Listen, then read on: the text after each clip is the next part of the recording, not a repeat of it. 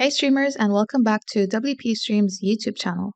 In this video, I'll be showing you how you can create a free-to-view channel using WP Stream on your website. First off, go ahead and make sure you have the WP Stream plugin installed and activated, and then go to free-to-view live channels and click on Add New Post. Here we will add a title for our live stream. So this is the first thing that your viewers will see, and also add a bio to let your viewers know what they are about to watch. So some details about your live stream content. Also add a featured image and any tags that you believe are relevant to your live stream. If you care about things like SEO, this will be a very important step. Also add a category or two that's also relevant to your live stream. And once you've done that, click on publish to actually publish your channel.